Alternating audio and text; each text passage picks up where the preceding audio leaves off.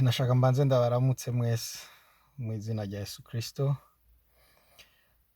Ku bantu bakunze gukurikirana amapost nandika kuri Facebook, maze iminsi mvuga ko hari amapost ngiye kwandika, ni urukurikirane rw'amapost nemeye ko ngiye kwandika mu minsi iri imbere.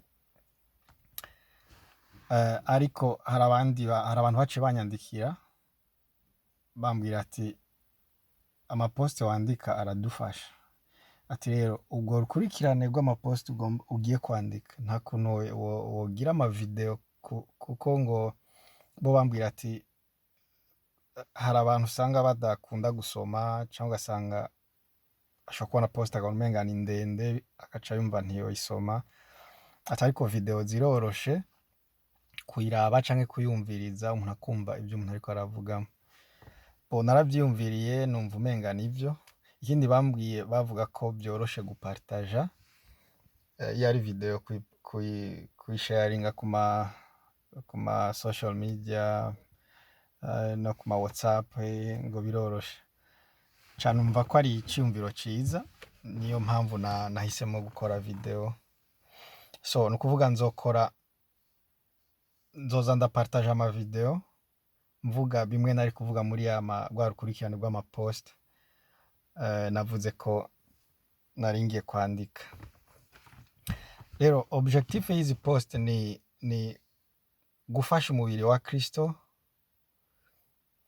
Numva nizera cane ko hari abantu bazofashwa n'ibintu nzovuga muri izi video z'urukurikirane.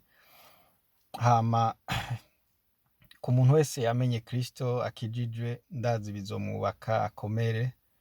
Hama kutaramenya Kristo nawe izi post ndazi ko zizomuha ikindi gicapu zizomwereka Kristo w'ukuri n'urukundo rwiwe na freedom canke umwidegemvyo uri muri Kristo. Kuko turi mu gihe aho ibintu by'Imana umenga ni abantu benshi ntibakinavyemera kubera ibintu byinshi byagiye byinjira mu by'Imana. Ugasanga hari abantu basigaye bapinga ijambo ry'Imana. Hari abantu yumvise gusa ati ukivuga gusa ibintu by'Imana akakubwira ati ibyo ni iby'ubuescro ngo urumva. Ugasanga byarabazibiye, ntibashaka kuza kuri Kristo, ntibashaka kumwizera. So ndizera neza ko izi video ngiye gukora hari abo zizofasha. Hama iyi video y'uno munsi iraba cane abantu boba batizera ibintu by'ibitangaza canke surtout aba prophet batizera abahanuzi. Kuko turi mu gihe novuga hariho movement y'aba prophet ihari cane surtout mu bihugu byacu vya Afrika. Rero abantu bakaba confused, ugasanga hari n'amashengero amwe bizera Kristo ari ugasanga kwera ibintu by'aba prophet n'ibiki, ugasanga ntibemera ibintu by'ubuhanuzi, barabipinga. Bigaca bitera ama confusion mu bantu surtout mu bakristo. Rero iyi video ya mbere yerekeye ivuga ndiko mbwira wowe uri muri uyo mugwi wabo batizera iby'ubuhanuzi canke iyo monde basi yo mu mwuka reka ndayite gutyo. So nashaka ndaguhiga wewe ikintu ca mbere numva no kubwira nuko ubuhanuzi, ingabire yo guhanura ya prophecy irabaho muri Bible. Hamye hariho aba prophet kuva muri Ancien Testament, mu isezerano rya kera abahanuzi bamyeho, n'ubu barahari. Iyo ngabire ntiyavuyeho, ntiyakuweho, irahari n'ubu irakora. Rero kubera ibiko biraba ntibice kumbura ibyo ubona ukaba confused, ntubitahure, ntuce wibaza ko ubuhanuzi butabaho canke abahanuzi canke monde spirituelle ko zitabaho, zirabaho. Nashaka ndabaha akarorero kobafasha gutahura. Urabona ama onde nta n'umwe ayabona, twese ntituyabona ariko arabaho. Kuba tutayabona ntibisigura ko atabaho. Dufate nka kuri umuntu ari kw'iradiyo kuri RTNB ariko avuga amakuru,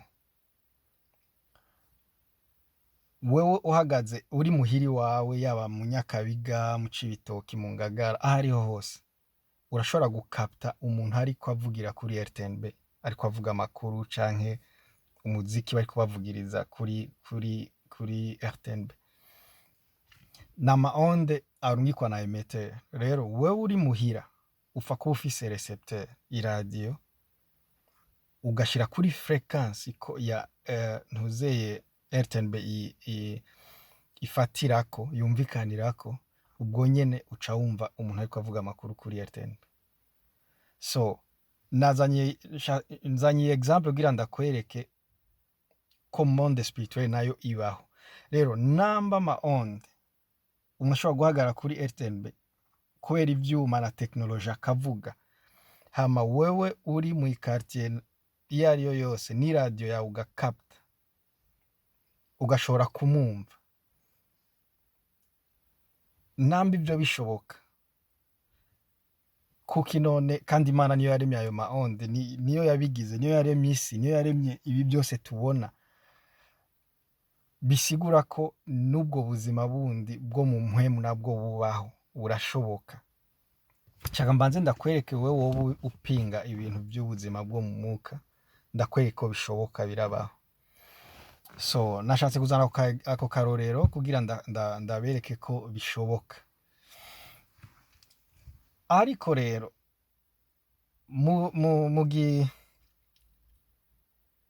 dufate muri ville ya Bujumbura, mu kirere caho ntihacaho ama onde ya radio ya RTNB gusa, hariho ama onde meme ya Buja FM, Rema FM, ajya ama radio yose hari ama onde aragenda hajya mu kirere, wewe ukapta kuyo ushaka kumviriza.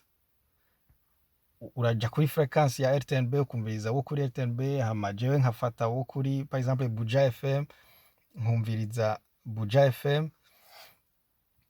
Uko bimeze uko niko no mu buzima mu buzima bw'impwemu bimeze. Ubuzima bw'impwemu ntiburimwo ivy'Imana gusa, hariho monde spirituel, reka ndazite imwe positif n'indi negatif. Positif reka tuyite ko ari Imana, hama negatif tuyite ko ari ya Satan. So uko kuntu ushobora ugakapta ukumviriza amajambo ariko avugwa kuri RTNB, niko no mu mpwemu ushobora gukapta ukaba uriko wumviriza iyo yindi monde negatif, iyo navuze ya Satan. Jewe personnellement ikintu kimwe ntakunda guhuriza ko canke ntemera kuvyo hageze kuri ivyo by'ubuhanuzi canke abahanuzi canke abantu bari muri iyi mouvement prophétique, nuko kenshi iyo monde yindi ntibayikubwira, baza bakubwira wemera ivyo bakubwiye kandi bivuye ku Mana, donc il faut kubumvira, il faut kubemera, il faut ko ntibagusigure bakubwire ko niyo yindi monde ibaho kandi by'ukuri ibaho. Turabibona meme no muri Ancien Testament hariho abahanuzi b'ibinyoma, hariho abahanuzi bavuga ibintu bitavuye ku Mana bashaka kuryohera abantu. Twarabona hari nabo wasanga Imana ihanye bagapfa. Nzotanga uburorero nininjira deep ndiko nsigura mu zindi video nzokora mu minsi iri imbere. Tuzobabona muri kahise, muri isezerano rya kera. So igihe cyose rero bariko bavuga ivyo vya prophecy, iyo monde yindi ntibayivuga, ntibakubwira kwibaho,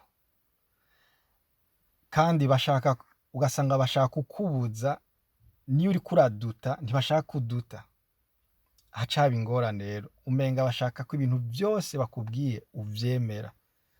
Nibaza ko hari naho haca haza amakenga, benshi batangura kutavyizera, kuko sinzi ko mwari mubizi, surtout nka mwebwe muri ibi bya mouvement prophétique, sinzi ko muzi ko hari abantu bavuga mu ndimi kandi badakijijwe. Sinzi ko mwari mubizi ko hari abantu bakora ibitangaza kandi badakijijwe bitavuye ku Mana. Sinzi ko muzi ko hari umuntu ashobora kubwira kahise kawe canke kubwira ibintu bizoba ejo ku buzima bwawe kandi atari umuntu akijijwe. Ndazi bamwe kumbure ntavyo muzi, ariko hari video nateguye yo kubereka ko ibyo bishoboka. Hariho abantu bakora ibyo byose bijya tubona mu eglise, umuntu agukorako ugatemba, umuntu akubwira ibintu bizokubako ejo kandi bikaba, kandi atari ko akoreshwa n'impwemu y'Imana. Video ikurikira nzobereka ko iyo monde yindi nayo ibaho, iyo monde nise negative, donc itari y'Imana, nayo irabaho kandi irashoboka. So kumbure nawe wowe uri muri mouvement prophétique ukaba utari ubizi, please nashaka ubimenye. Niyo video ngiye kugira ikurikira nzobibereka mubone ko hari abantu bakora ibyo byose bikorwa muri iyi mouvement prophétique, ariko by'ukuri atari Imana iriko ibakoresha. So ikibazo rero nashaka kubaza wewe uri muri mouvement prophétique, wewe uri ubirimwo cane, eske woba operatinga muri monde yahe? Uri muri ya positive canke ya negative? Hoho urazi monde urimo ukoreramo iyo ariyo? Message utanga by'ukuri ziva, uba wakapse Imana? Ndashaka uvyibaza ivyo bintu, utangure kuvyiyumvira. Namba utaruzi ko iyo monde yindi ibaho, wibaza ko kwinjira mu buzima spirituel ari juste kuja kumviriza Imana, ukamenga Satan wewe ntaba muri iyo monde. Nashaka ndakwibira akabanga, ndakubwire ko nawe akoreramo. So byinshi tuzobibona mu ma video akurikira. Mubandanye mukurikirana izi video. Iyi ni ya mbere, message izogenda, donc uku ntanguye message nzogenda nubakirako kuri ibi nyene.